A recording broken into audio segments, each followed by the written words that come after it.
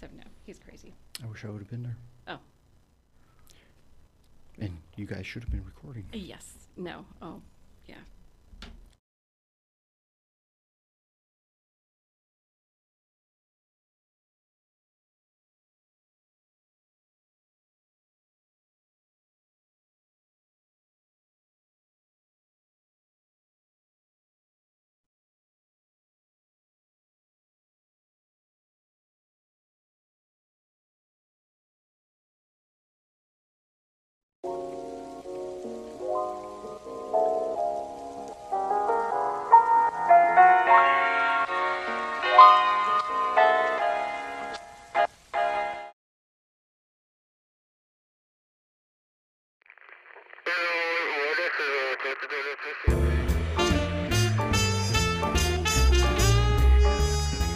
Welcome to the region's only public safety radio talk show. It's time again for the Sheriff's Report, your weekly radio call from Sheriff Ozzie Knezovich, now in its third year on the air. Radio base to the Sheriff. Come in, Sheriff.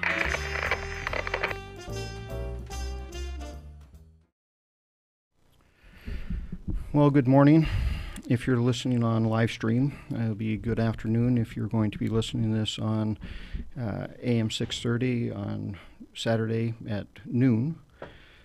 With me in the studio, we have our current County Commissioner for District 2, Mary Kuney, and I would like to have a discussion with Mary concerning your upcoming race. You were appointed last year through a very tenuous process, Yes. to say the least. And since you were appointed, you have to stand for election this year. And again in 2020, should you win the election this year. So you've been in the appointment/election cycle. You'll be in it for almost 3 or 4 years by the time 2020 rolls around. Yes. Well, and when Shelley Quinn, whose seat I took, when she announced that she was going to be resigning, she announced back in April of 2017. So I feel like I've been running for 18 months already or longer, through that appointment process and now through this election. And yes, you're correct. When you get appointed, you have to run in the next available general election. And then it is only to finish out the remainder of the term. And so Shelley's term will end in 2020, and so that's why that's the next date.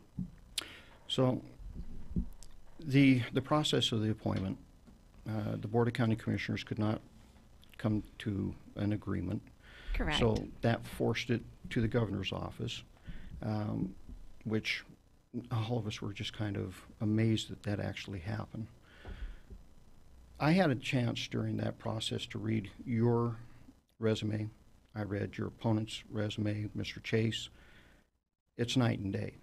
Folks, if you actually had the ability or the time, it's public record, those are on file, go down and pull them. You'll find that Mary has a very stellar career in the finance, accounting, auditing world, and Mr. Chase, you'll find that he didn't hold a job very long at almost any point.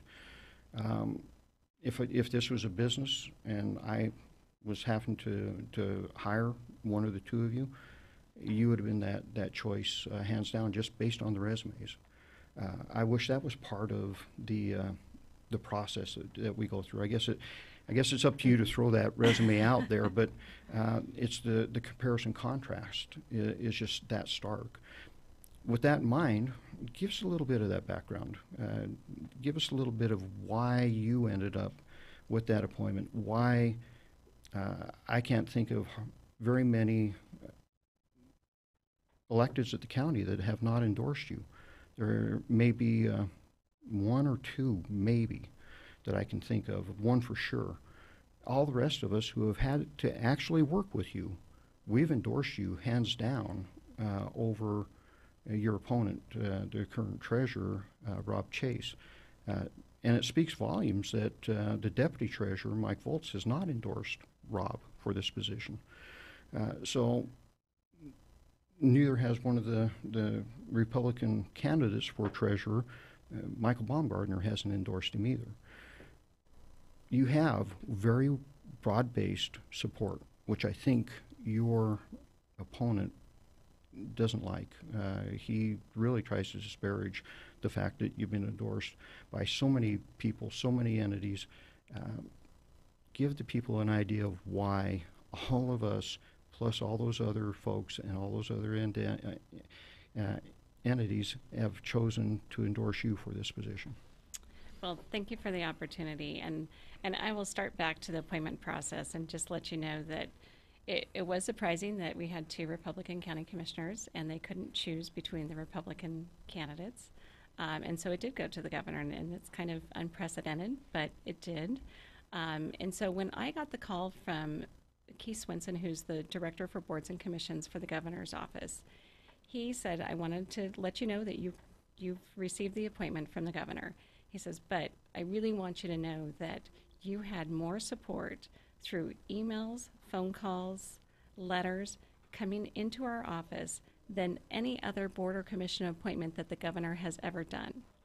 So I like to say that it was the community who saw my resume, who listened to the interviews, who knew what I'm about, that they're the ones that called, sent letters, and made sure that I got the appointment. So that's the first piece of that. The second piece of that then is my resume. And I do feel like it's kind of culminated to make me a great county commissioner and to be in the position that I am. And so I graduated from Gonzaga University, Central Valley High School out in the Valley, got my CPA, worked in private business for several years, and then went to work for the state auditor's office for 10 years. And with the state auditor's office, we actually audit cities, counties, and school districts. And so Spokane County was one of my audits that I was auditor in charge of. So I understand the county from a whole perspective of you've got to know a lot about all the different laws and regulations and how it relates to the county, as well as the financial statement side, as well as federal grant side. So there's a lot that goes into it. After that, I had ran a couple small businesses, started a tea business that's still successful, sold it to my partner, then became chief deputy auditor for Spokane County for 2.5 years. And so it was kind of through that process that when Shelley O'Quinn decided she was going to resign, that I had a lot of community leaders, county employees come to me and really ask me to put my input and put my name in for the appointment process. And so that's kind of how this all started.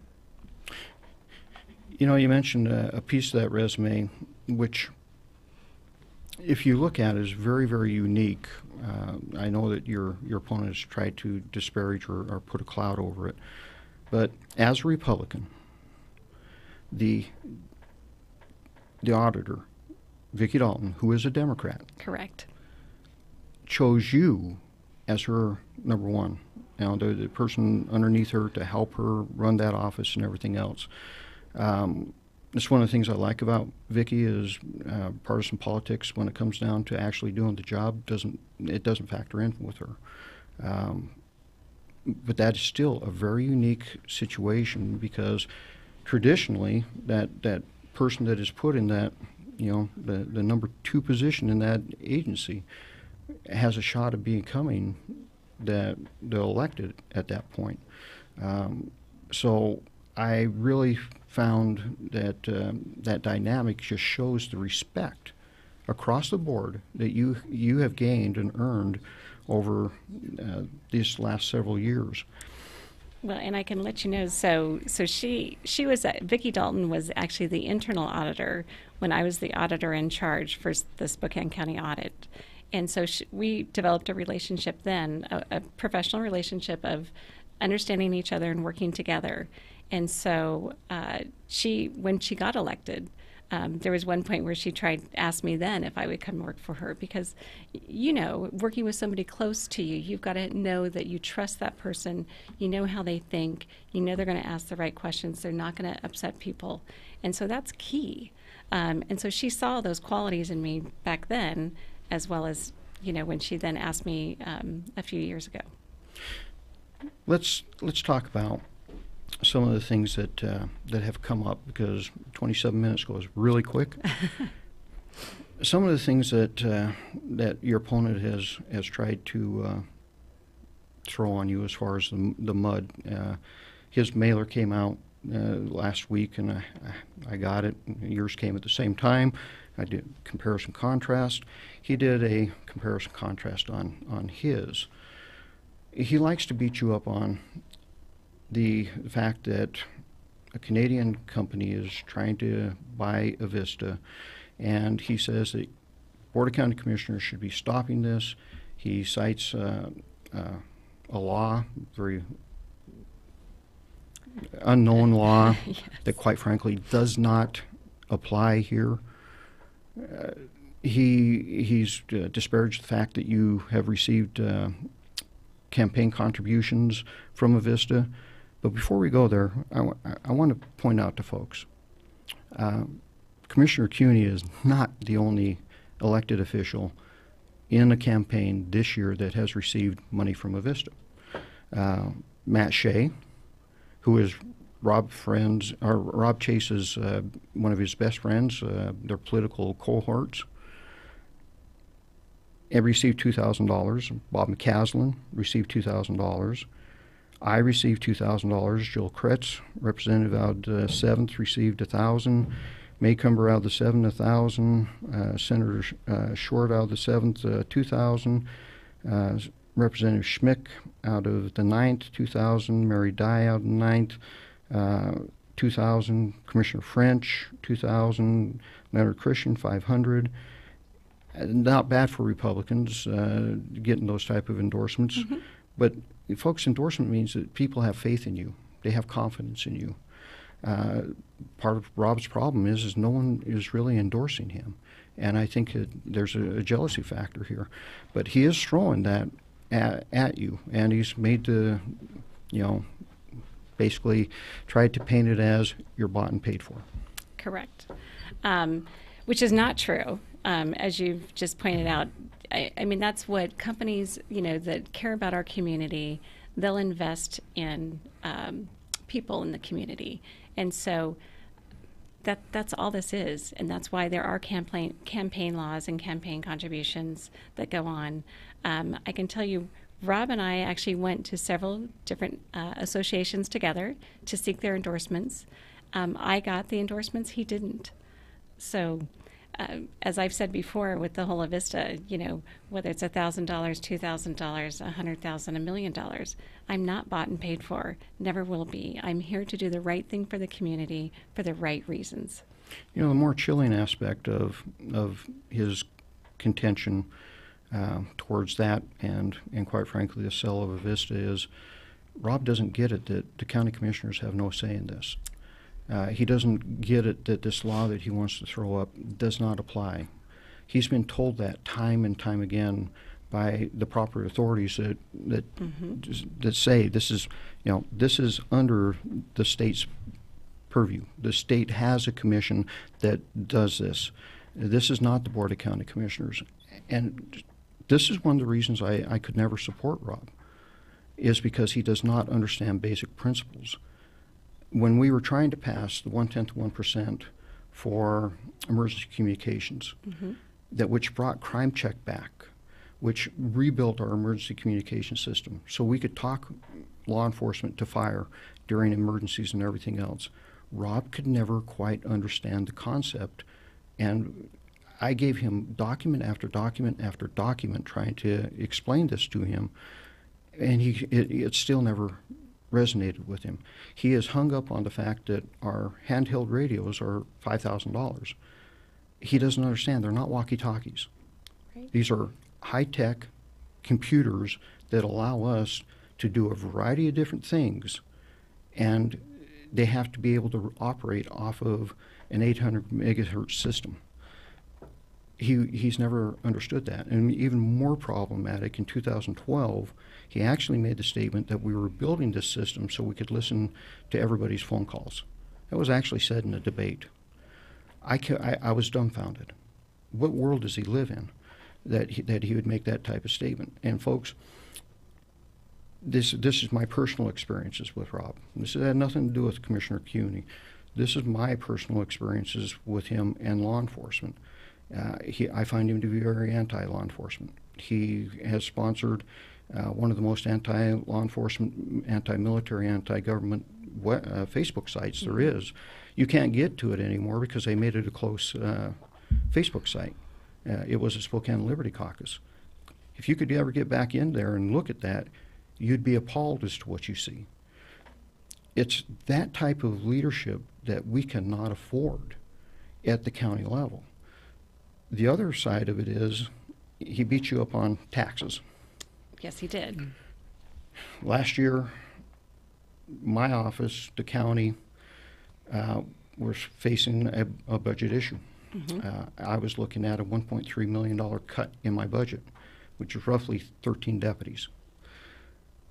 We didn't receive that cut because you took the proper action to help preserve your public safety and my budget in this arena.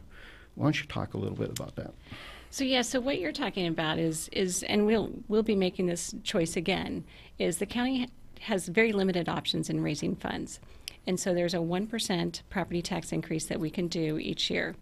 I asked last year, have we ever not taken that 1%? They said no. We've always taken the 1%. So then when it came time, and that 1% only represents about $500,000, $500,000. So we have 300,000 citizens in Spokane County, so you can do the math. It's not very much per citizen. And so it was important to me that we do that so that we can then preserve that $500,000 into your budget or any other budget at Spokane County, because we are required to balance our budget. We have to pass a balanced budget. So when we don't have enough revenues, we've got to cut expenditures. And so to not seek the 1%, I just think would not have been good for Spokane County. And so my opponent wants to say that I did do that. He has signed a no new tax pledge. So that means that he will not raise that tax in the future for anybody, which means there will be cuts made, at least to that $500,000. And we just can't have that. And that's one of the things that people don't seem to understand is, just like my budget at home, there are inflationary pressures throughout this spectrum. The county has the same issue. Mine, for my budget, historically, I will see just on my fixed expenditures a 5.2% increase every year. Mm-hmm. And if you're not keeping up with that, you start losing ground. If we would have lost those 13 deputies this year because you didn't do what you did last year, that would have meant that a total of 45 deputies in the last decade would have been cut from the sheriff's office. Between 2008 and 2010, we lost 32 positions. Those positions have never come back. To add another 13 to that would have crippled our ability to keep you, the citizen, safe. None of us like taxes. No, but we also want to have our children be able to go to school safely. Mm-hmm. We want them to be able to go to the park safely. We want our roads to be properly patrolled. We want to know that we're safe, because if we're safe, then the community looks safe, and big businesses come here, and that's more opportunity for our children. Public safety is linked to your economic development right at its hip. Mm-hmm. We fail in that area, we will fail to grow this Spokane economy. Mary, we've talked a lot about certain dynamics. What are some of the important things that you truly want the citizens to know about why you're running and what you intend to do for them? Well, I think I just want to follow up a little bit on the 1%, that I completely agree with you that I am a Republican, and I don't agree with raising taxes just to raise taxes. And so you have to use common sense, and that's what we're doing in this case. And you're right, public safety is tied to our economy, and the two go hand in hand. And that is the other way that we drive our revenues up. Because yes, expenses are going up more than 1%. And so we have to figure out how we're going to balance that. And so as a, former business owner and, part of a family business, it's so important to then ensure that we keep taxes low so that way we can have those businesses come here and drive the economy from that perspective and have that. Some of the other things I guess I'd like the citizens to know is where my heart lies. And my heart lies with the children of Spokane County. I've been volunteering for over 30 years in Spokane County, from Junior League to the Boys and Girls Club when it first got started. I was on the board and helped them get sustainable. And then currently I'm on the Hutton Settlement Board, and I'm their current president. I've been on their board for 10 years. And so to me, it's really taking advantage of helping those disadvantaged youth, helping them become good citizens, helping them with their trauma, getting them, the help that they need. So they're going to be able to move forward and have productive lives. And then they're not going to end up in our jail system. And we're not going to see that repeat happening time and time again that happens in a lot of families.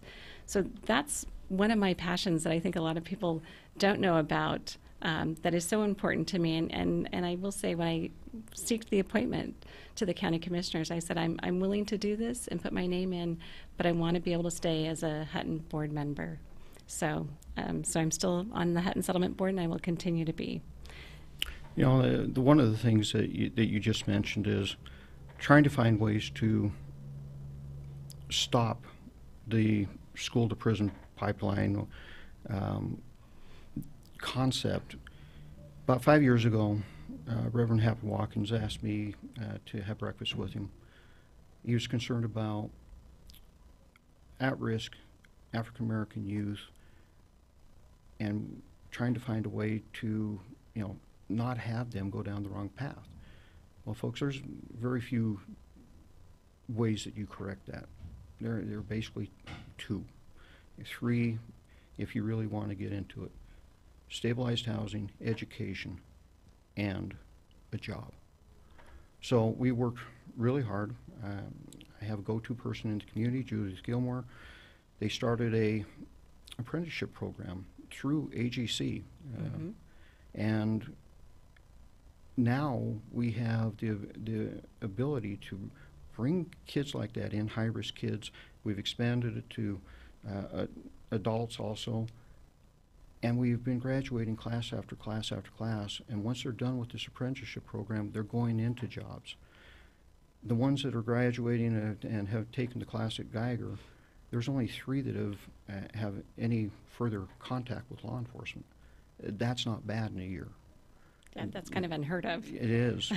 To have it be so well received. We have these abilities. The county has pitched in and given a grant to this project so we can help these kids get on the right path.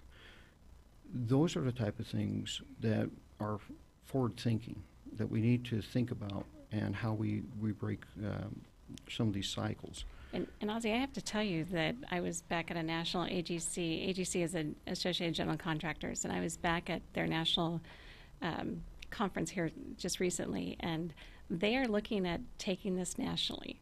You're the one who started this and helped us get there, but they see the value of this, and so nationally they want to come out and videotape the next session that we do, so that way they can show it to show other communities what we can do, because we need, there's a workforce need, and so it's all of us coming together to find that solution to say, let's put this apprenticeship program together. And it's a mind, body, spirit thing. I mean, it's working with not just teaching them how to do a hammer. It's teaching them how to actually, think about what's going on in their mind as well. Teaching them yoga. I mean, just those things are calming skills. And so it's a win-win for everybody, and really is a great solution. And people are really coming out, and they're able to have good paying jobs. They are, and that's one of the things that, one of the reasons I support you is because you get it. You understand that we have to sometimes step outside the current framework of how we do business and look at what we're doing and maybe scrap it and build something better. You understand that concept. in the last 2 minutes, what is it you want to drive home, and how do people reach out if they want to help you come through in the next 11 days, because that's what we have left? So in the last 2 minutes, I would say that the thing that's so important is I really have a broad base of support. I mean, I have labor groups, I have, Republican groups, I have business associations. It's really across the board support that I have out there. And I truly appreciate that, because I think people really do see that I bring people together to find real solutions. We don't always see that in elected officials. And so I think it's a fresh breath that people are seeing. And so I truly appreciate that, and I think that's what I'm doing. If people want to help, there's all kinds of opportunities. I would say the most important thing is to tell your friends, tell your neighbors to vote, and to vote for Mary Kuney. It's 2 Republicans on the ballot. So if your friend's a Democrat, that's okay. I've got Democrat support. But the thing is we don't want to undervote that, which means not marking one of our names. So look at the 2 candidates. I think I'm your best choice, and I would ask you to vote for Mary Kuney. To all those who are independents, Democrats, whatever you want to label yourself, it's time to start voting for people, folks. I hate it that it seems like my entire career has been boiled down to a letter behind my name. I'm so much more than a letter behind my name. Yes. So this is a quality candidate. She has respect of all of us that work with her at the county. And again, Mr. Chase, who is a current elected, could not get our support. He could not get our endorsement. And I urge each and every one of you, please vote for Mary Kuney. This is Sheriff Ozzie Knezowicz with the Sheriff's Report. Have a great day. Thank you. The Sheriff's Report is a joint production of Spokane Talks Media and KTW 630 AM and 96.5 FM, which are solely responsible for its content. Ask a question, recommend a guest, or watch this program again anytime at SpokaneTalksMedia.com. Have a safe day.